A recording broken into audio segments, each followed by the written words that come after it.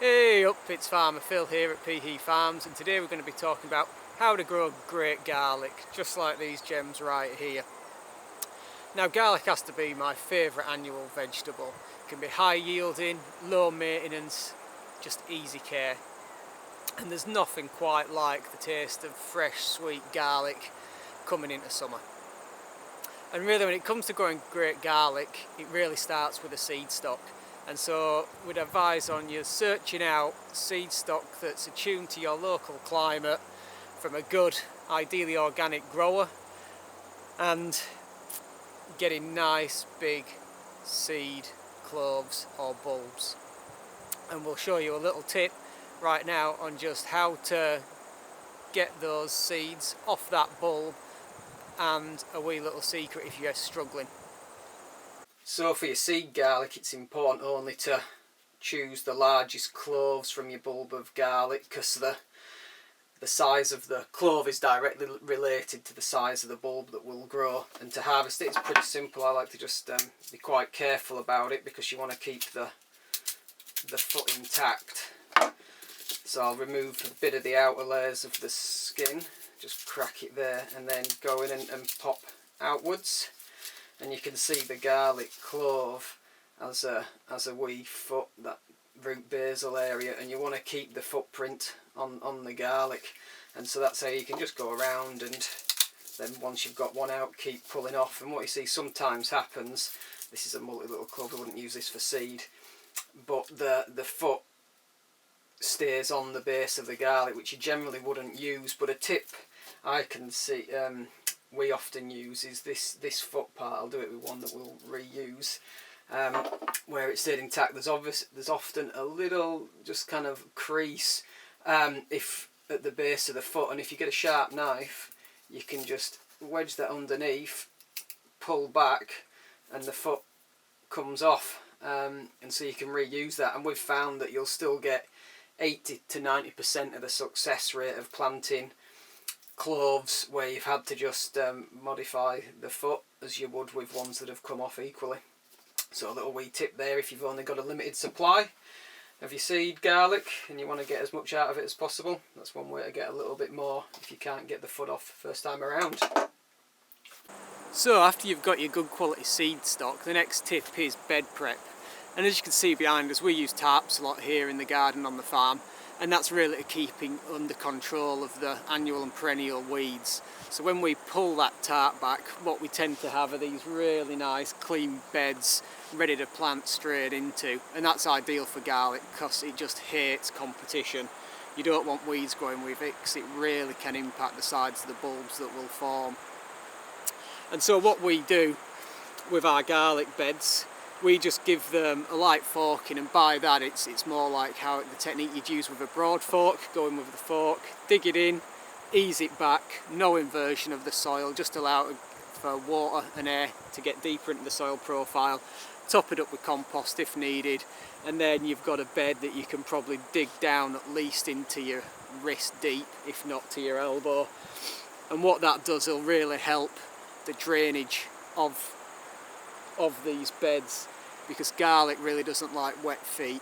And so another thing we tend to do is follow our purple potatoes with the garlic, and so that means because we've harvested the potatoes, the soil's obviously loose, broken up beforehand, and when we add the compost layer on top, really as the mulch and the start off as a growing medium, we do get some really good success. So where possible, we do like to follow potatoes.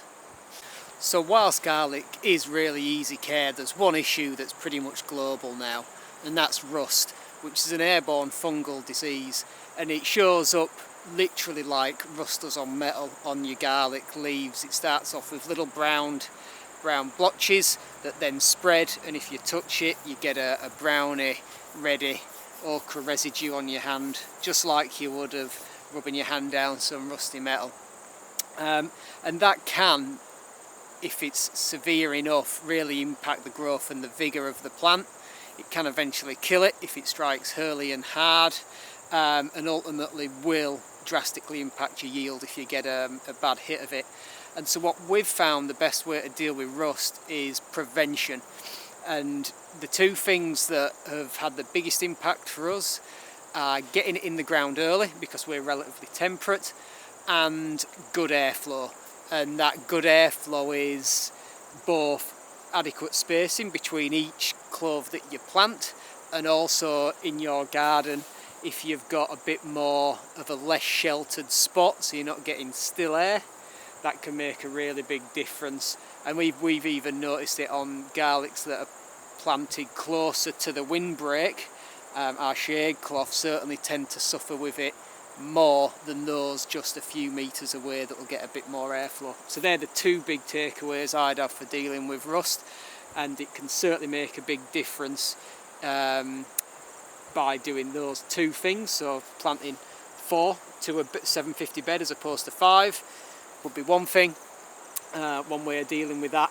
Or if you're on big wider beds, maybe interspace with other crops as well, but nothing that's too high that'll shade and allow air to sit around them, because I think with it being airborne and fungal, that's a key thing to watch out for. So when it comes time to plant, which for us is about 6 to 8 weeks before the shortest day, it's really just a matter of putting the cloves in the ground, which there's a few different ways of doing it. You could either form trenches, lay them in that and then hoe back over. You can plant on the square, plant on the triangle. It depends how dense you want to go, but generally the closer you put them together, the smaller the bulbs will be, up to a certain point. And so you can actually have higher yields overall by doing it that way, but you won't get those big juicy bulbs. And so what we tend to do is set them on about 150mm 6-inch square pattern, and you can use a wee stick just like this to give you a guide while you're getting your eye in. It's just a stick with some lines on, and so it's easy just to follow that down and make sure you're planting in the same way. And you can also use it to plant on the triangle just by offsetting. And so what I mean by planting on the square is literally, if I got some cloves, you stick them in the ground, foot down, pointy end up, push them in. We like to go down at least 4 inches, and you can see you can just, when you've got composted beds, you can just push straight in. We're on 750mm wide beds here, so we can get 4 in a, not a row, 4 width across the bed. And in square just means you're planting directly in line to one another. So you can see they're just all in line there, and they're kind of on a approximately 150mm 6-inch spacings all the way. And if you wanted to try on the triangle, which means you can plant slightly closer together, it basically just means every alternate row offsetting. So we've got one there, so this time we're kind of 6-inch distance that way, so it goes there, the last one was there, this one's going in here, that one's there, so it means we go in the middle. And likewise with a 4th, you'd end up pushing out onto the edge of the path here, but you'd slightly stagger it. So what that does on the triangle means you can actually get a few more rows per bed, because you can plant slightly closer together. But what we find is it is easier to undertake the maintenance from weeding, because I really don't like weeding competition if we do get any annuals blowing in, and also that we can get a much more uniform water distribution when it comes to irrigating through the summer months. So we tend not to plant on the triangle just for that kind of maintenance and low care aspect of the crop.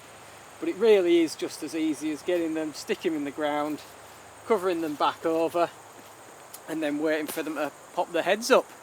Keep them weeded, give them a little bit of water, and they'll be fine. And then about 3 weeks before you're planning to harvest, stop the watering. That allows the bulbs to kind of start that curing process. And they are heavy feeders, so dependent on the quality of your beds and the soil, they may be worth a wee fertilise at least a couple of times through the growing season if you can. We put on some organic amendments at the start, and then do a wee seaweed kind of brew mixture, as well as kind of some animal manure slurry that goes on that we have here on the farm.